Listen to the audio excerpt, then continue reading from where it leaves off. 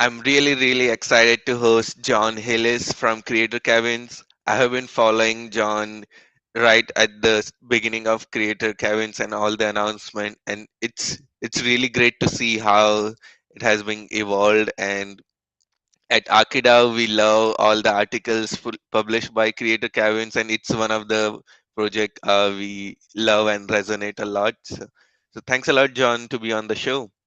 Oh, thanks so much for that kind introduction. It's great to be here. Yeah. So, John, can you tell us the initial story, how this creator cabin was idea was brainstormed and developed, and the vision? Yeah, definitely. I was at Instacart where I was a product director for a while, and I was working on building for Instacart shoppers, the gig workers who shop and deliver groceries. And I got a little burnt out, and I ended up taking some time off and going and sitting on an island off of the coast of Thailand for a little while and thinking about what I wanted to do with my life. And you know, came up with the idea that I wanted to go build a cabin in the woods for internet friends, and ended up spending a little more time at Instacart, leaving and getting really interested in the gig economy and how that was going to transition for knowledge workers.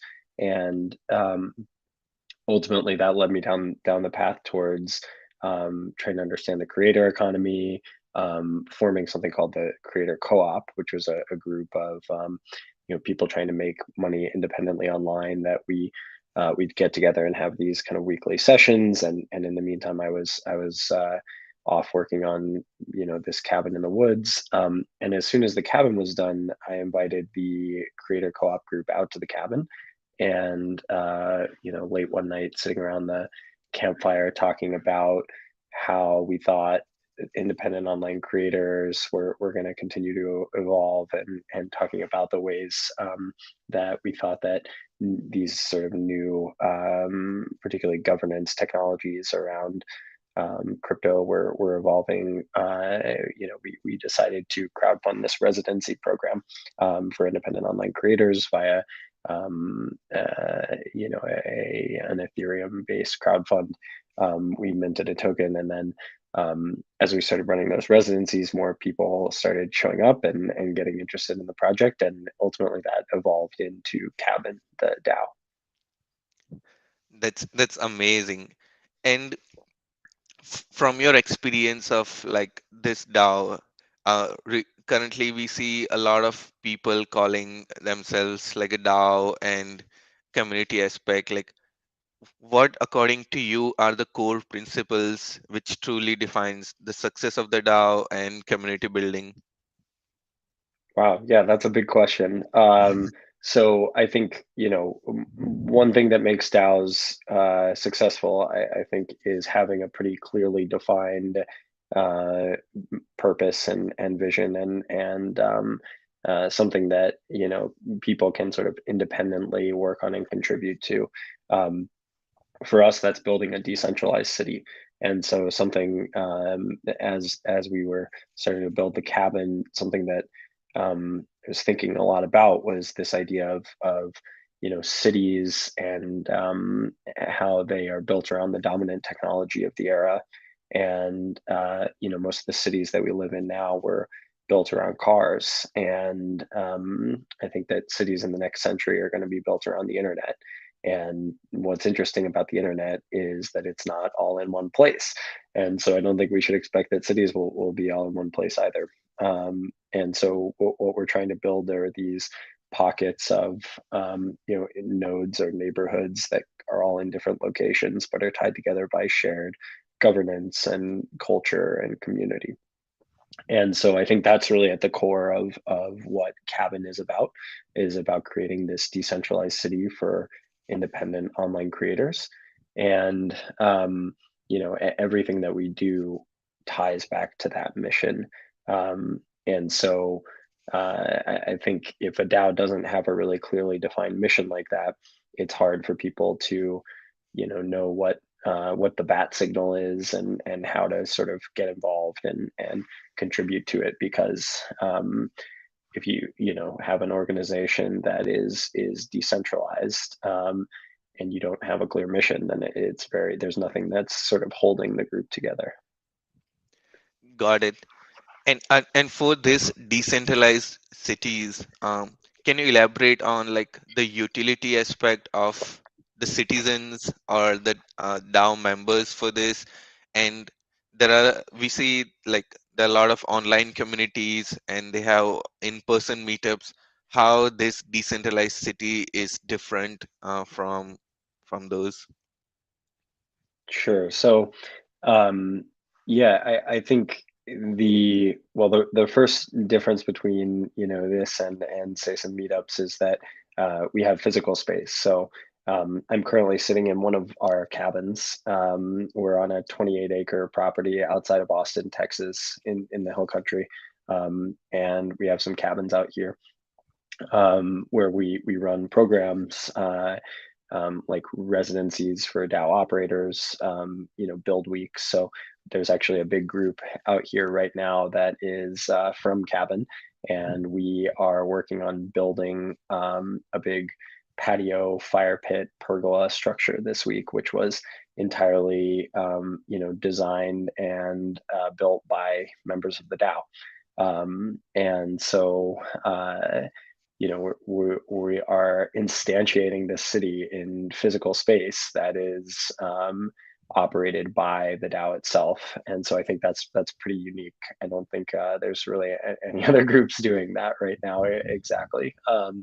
And I think that as we continue to grow, will not only build out more cabins on this property, we'll add additional nodes in the network. And in terms of utility, I think ultimately um, it will become this broad swath of locations across the world that DAO members and folks who are coming out for residencies and retreats can travel around to. So, for instance, here is a cabin passport that I'm holding up, which is a chip embedded card. It has a public private key pair on a chip embedded in this that can be scanned on things like phones or door locks, and can provide access to parts of the cabin network, both virtually and IRL. That's amazing. Actually, I really love that card. I was reading about that and like Kongland, you partnered with them to manufacture this, and it's amazing. So, uh, uh, going deeper into for a decentralized city and decentralized DAO in your network state, you have the governance layer, which is operated by DAO. You have the physical layer where the people can from the DAO can access this cabins, and also you have this card. Um, what do you think are the challenges for someone who wants to develop similar thing, and uh, and also for people, this is like a internet based like or creator based economy. There might be it might take some time for someone to develop a node in their city, and if they have travel restriction or visa restriction, it might take some time. So how do you foresee like inclusiveness in the space and getting everyone on the same page? Yeah, the cool thing that we realized when we started running the residencies, at first we were thinking, oh, this is all about the physical space, and this is about bringing people out to the physical space, and that's obviously an important part of it. But what we saw was that as we started building, people from all over the world were showing up in our Discord and joining the community and wanting to contribute. And we have an active set of guilds now, which are really the groups in which the core work of the DAO happens. And so there's a media guild that publishes a lot of articles about how to DAO. There is a product guild that develops things like our NFT passport product and some other products that we're working on. There's the Placemakers Guild that thinks about the physical space. And all of these guilds, and then there's also social clubs, right, and other groups within the organization that are not work focused, and anybody in the world can participate in those. And so it's not, sort of limited by the physical geography. Um, so that's kind of the a part of the answer, and then the other part is that over time we'd love to have nodes all over the world, and so ideally this is something where no matter where you live, you're not too far from being in a chunk of the cabin network. Got it. And I'm curious to know, like, how can you make such organization like financially sustainable? So, like, let's say if someone is starting from ground up and they have limited resources and they can't buy the land or build a cabin, but still they want to make this decentralized city, like, what's your piece of advice to them? So I think the first thing that folks can do if they want to, be a part of this is just get involved with the DAO, which you don't have to, own or operate a node in the network to be involved with the DAO. Like I just mentioned, there's lots of other ways to get involved. So if you're a writer or engineer or a product manager or a community builder, we have a spot for you, and you can be a part of the community. If you want to take the next step and come out for a build week, or come out to be a part of a program, bring your own DAO out for a retreat. Those are great ways to get more plugged into the network.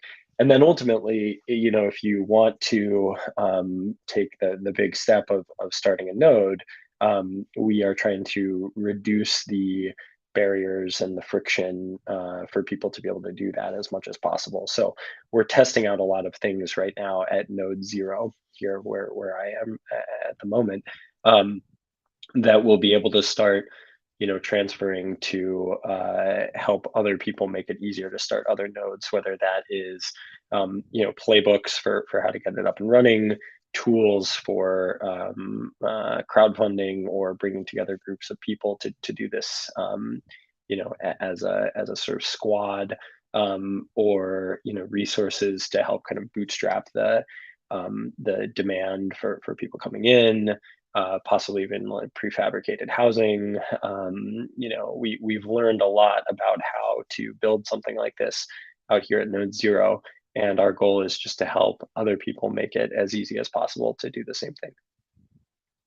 That's awesome. What is your vision in 2030?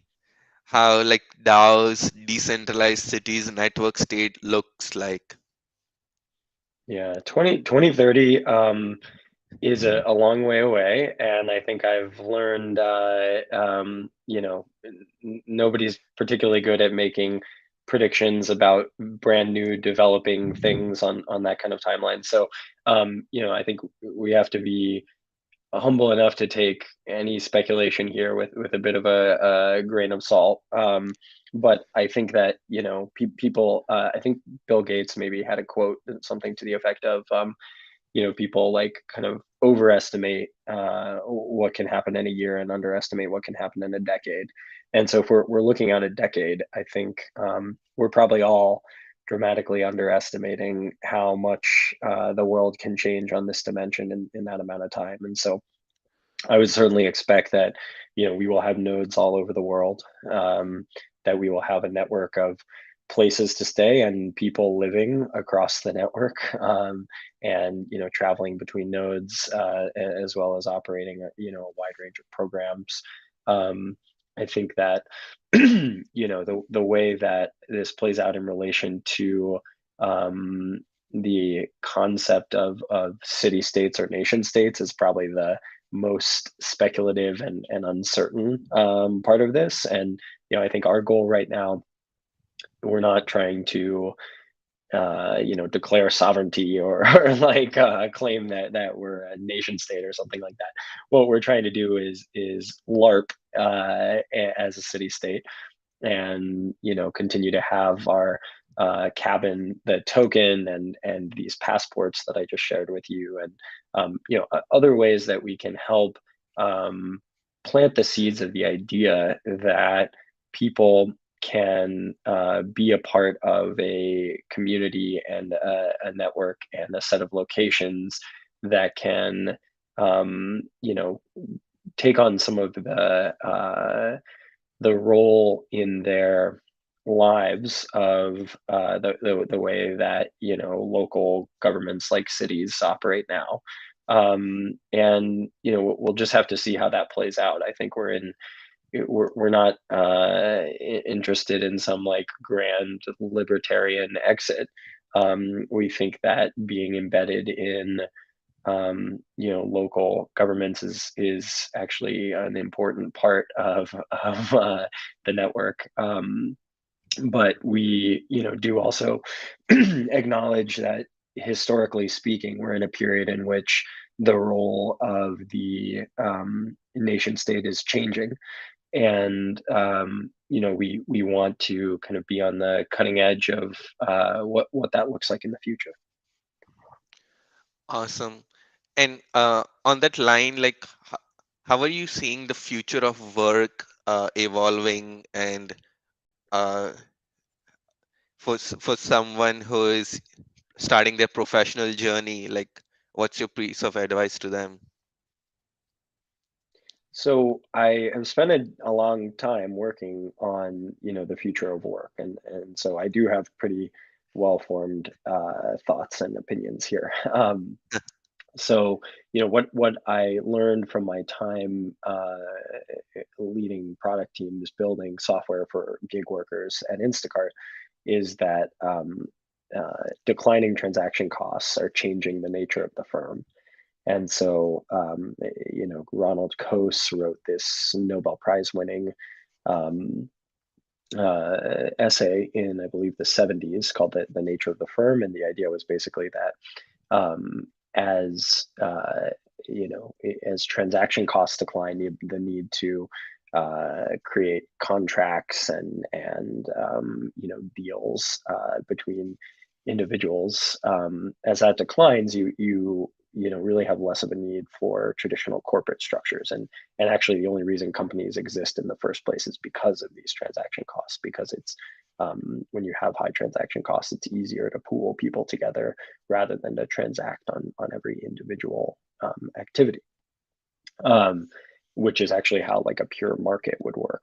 And I think what we're seeing now is that software is causing that transaction cost decline. And so if you think about the transition from an employment agreement, where you're going through a big interview process and signing a bunch of paperwork and whatever, to a gig platform where you're looking at an atomic unit of work and either accepting or rejecting it, that is an incredibly large decline in transaction costs. That's changing how people work. And I think what we're seeing now is that that's starting to work its way from, kind of more commoditized labor into less commoditized labor, and particularly into knowledge work. And I think that DAOs are one of the best examples of how that starts to happen in the context of knowledge work, where we can now have increasingly low transaction costs for the ways that people join organizations, the ways that people earn within organizations, bounties, and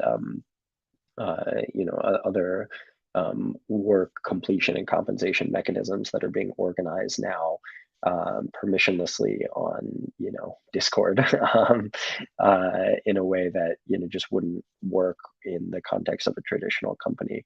And so I think that is the future of work, and this is just the beginning of it. We're going to see it continue to evolve and mature, not only in terms of groups of people coordinating effectively in this sort of increasingly self-sovereign way, but also computers starting to coordinate with people, in this sort of like peer-to-peer market approach. And I think that's probably the ultimate end state for DAOs is this sort of like fluid collaboration between groups of individuals and or smart contracts or AIs or whatever you want to call them, in some sort of very loose coordinating structure that optimizes for results and can then be sort of ratified or can have budget allocation coming from some superstructure of connected localized entities. I see. Oh, one thing I found interesting about creator cabins and also your past experiences, like we see like online culture very predominant in DAOs and in general in creator economy. And like I went to conference last week at ETH Denver, and like the physical meeting has another layer of bonding. So what are your thoughts on like bonding for community? Is it hybrid of few physical meetups combined with online work, or you don't foresee physical part necessary for online community building? Yeah, I think you're right. It's both. It's going to be a hybrid model. So what I think people are getting wrong about hybrid right now is a lot of companies are starting to say like, oh well, we're not going back to 5 days a week in the office, but we are going to have some hybrid thing where it's like 3 days in the office, 2 days not in the office. That is not the answer. That is like the worst. That's the worst of all worlds because you're still tied to a single physical location. You end up with some people in the office, some people not in the office. You've got half the group IRL, half on Zoom. Like that's the worst outcome. What I think good hybrid looks like is basically, an internet first, digitally native, nomadic version of hybrid where 90% of your time you're living wherever you want in the world. You are, contributing asynchronously with people who you've met online because the pool of people online is so much greater than in person, and so you can really find the right people. And by the way, dating apps have really like proven this out. There's no more highly motivated group of people than online daters, and if you look at the charts of how people meet that are in relationships, it's just like a straight up line for people meeting through dating apps and basically just like collapsing on every other dimension because there's just such a greater pool of choice and ability for matching. So you meet online, but then you get together IRL, and the liminal time and space and the high bandwidth of reality are super important for people to be able to make deep, meaningful connections and to work on creative work. Got it. That's amazing. I totally like resonate with your response. I want to pick your brain on.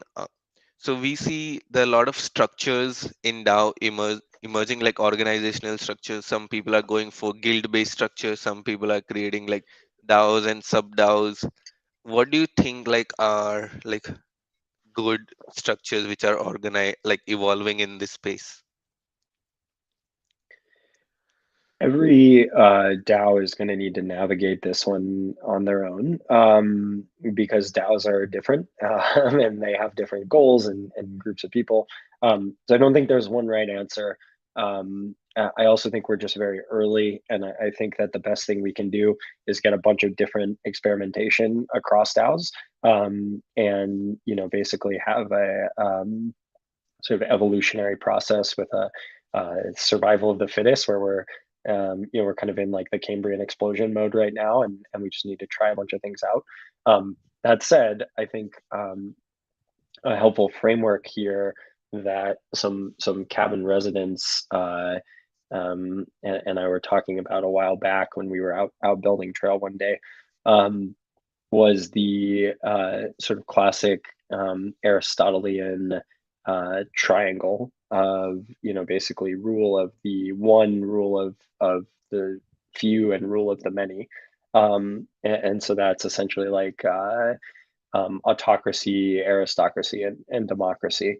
Um, if you look at any really successful governance structure, like the United States, for instance, there tends to be a sort of balance of those three forces. Um, and so I think that DAOs need to strike the same type of balance, though obviously with a very different set of tools that will lead to different outcomes. Um, so I think it's a pretty bad failure mode for DAOs to optimize for pure direct democracy and to try to do everything as like a full DAO token vote. I think most people acknowledge that at this point. The question is then like what does good look like? What does great look like? And I think that the answer there so far seems to be that you want to push as much executive power to the edges as possible, and you want to empower small groups with the most sort of locally relevant knowledge to have the resources to solve problems. And that's easier said than done. But I think that, ideally sort of two pizza teams, maybe anywhere from 1 to 6 or 7 people, is the right size to actually get anything done. And the more that we can empower groups of that size operating at the edges of the network with resources, probably the better that we end up doing. I see. And was there any like aha or gotcha moment in your crypto journey or DAO journey? Oh, a gotcha moment. Could you say a little bit more about what you're thinking of there? Like what type of things? Like a realization where, ooh, like I, I I presume this differently, or now it makes more sense. Hmm. Yeah, I guess so. So, I was actually pretty skeptical about DAOs at first, as was I think actually essentially our whole team was. So when we brought the creator co-op group out, we were talking about, what it might look like to start putting together this residency program. And the goal was not to start a DAO. And I think that, and anybody whose goal is to just like start a DAO should probably reevaluate what they're actually trying to accomplish. Because like that in and of itself is not really a goal. Um, and I think that, at first I was, we spent a lot of time talking about it, and it was like, well, if we're going to put together this residency program, what actual tools here are like better than just organizing it on a spreadsheet or whatever? Like, why do we need these tools? And I think what I've come around to is that, um, the ability to sort of self-sovereignly custody assets that represent governance over a shared resource is a pretty incredible coordination technology.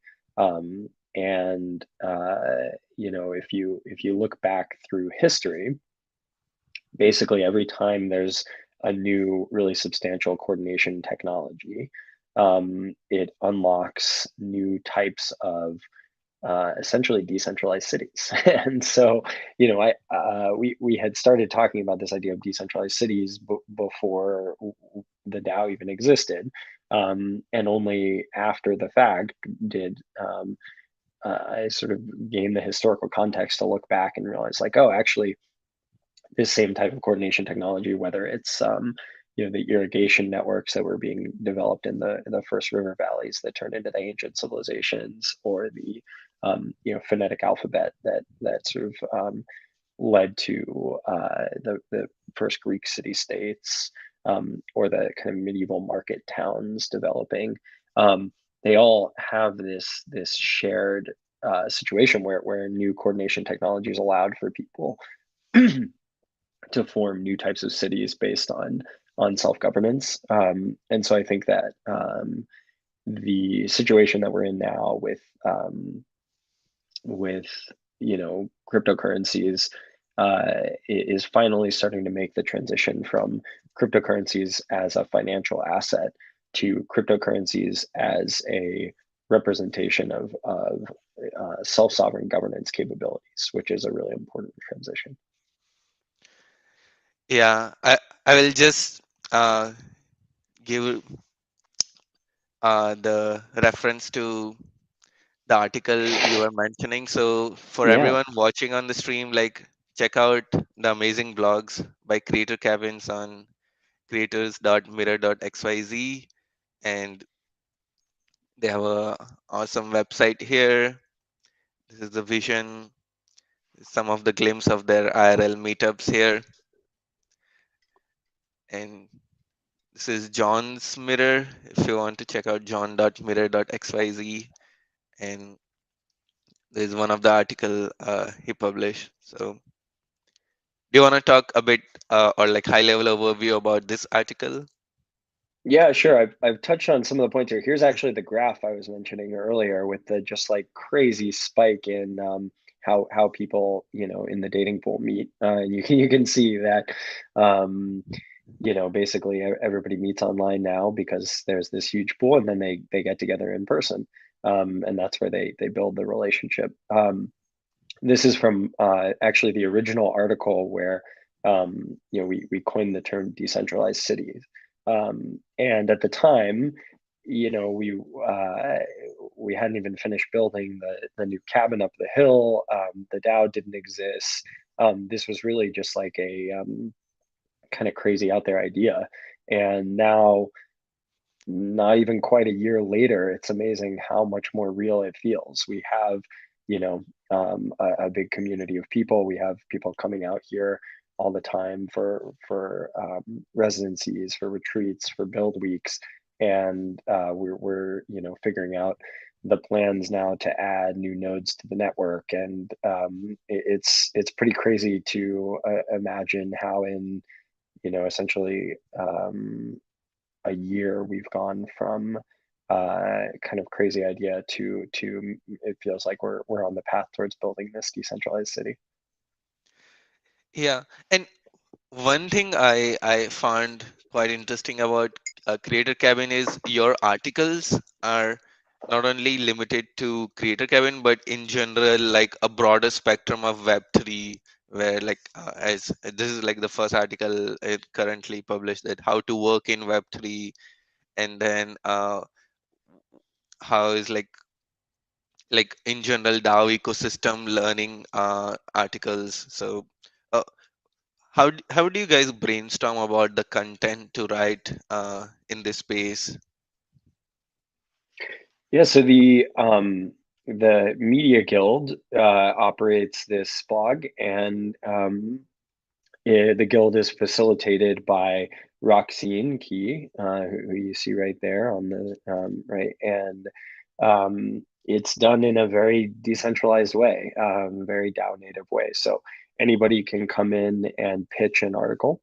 Um, and write something, and then there's a other folks within the guild who are editors, and once something sort of meets the collective bar of the media guild, then we go ahead and publish it on the site here, and you can see some of the articles are just one person, but many of them are collaborations among several DAO members.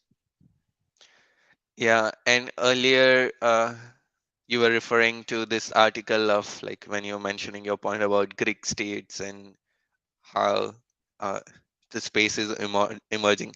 Like after we reviewed like this article in our DAO, it was like a big realization that whoa, like DAO at this moment is like a big point. We can contribute like to the whole ecosystem, and like we might not get such opportunities in Century or like this space. So very Yeah, well it's written. Thank you very much. Yeah, it definitely feels like a big moment. And it was kind of crazy to go back and put some of this stuff in historical context, because when we were talking about decentralized cities, we didn't really even realize that there was such a rich history of this same pattern repeating itself of coordination technologies leading to decentralized cities, leading to federated groups of cities, leading to centralized states, leading to collapse. And if you actually just look at the like structure of Western civilization, it's typically grouped into the four periods outlined in this article. I think there's a pretty compelling case to be made that The cycle of each of these sort of mega structures of Western civilization is driven by this pattern in a way that we didn't even really realize we were participating in until after the fact. Awesome. Yeah. And what are like, I know it's gonna be a challenge. What are like three articles you recommend for a newbie in this space? Like if they are reading out Creator Mirror to read for sure. Oh wow. Yeah, let me pull up the blog here and take a look.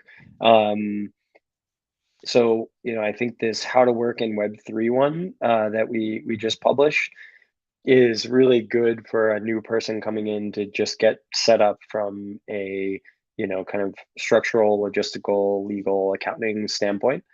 So that's a good place to start. If you are already an active contributor to a DAO, I would check out the operator residency program article, which talks a little bit about how you can get involved in coming out to the cabins to spend time with other top leaders and contributors in the ecosystem. Um, in terms of like background and sort of deep dive into Cabin itself, I think Roxine's article "Cabin LARPing as a City State" is like probably the best summary that's been written of the history of the DAO so far and how we got here and what we're trying to do. Um, and then, if you want more of the kind of historical deep dive, building on some of the ideas we've been talking about, I would definitely check out the brief history of decentralized cities and centralized states. That's awesome. Uh, I I wanted to talk a bit more on the informal side of your journey. So, are there any books or mentors who made a big impact in your life? Sure, many. Wow. So let me start with, so I think one thing that's kind of fun about being a part of something like this is that looking backwards, you can trace back a lot of different roots that contributed to it in ways that you maybe didn't expect at the time. So, for instance, in college, I spent a lot of time studying complex adaptive systems and agent-based models, and all of it in the context of how to overcome collective action problems, which are essentially like core concepts of DAOs. I just didn't have the that language at the time, and I guess that language didn't even exist yet at the time. Um, and so there's one of my kind of personal heroes is Eleanor Ostrom, who wrote a lot about these topics, particularly in the context of early civilization and irrigation networks, which were perhaps the first big coordination problem that was solved in a bottom up way and led to the emergence of civilization. So I would highly recommend checking out Eleanor Ostrom's work. Um, I think that another thread that's been an important part of my life is architecture.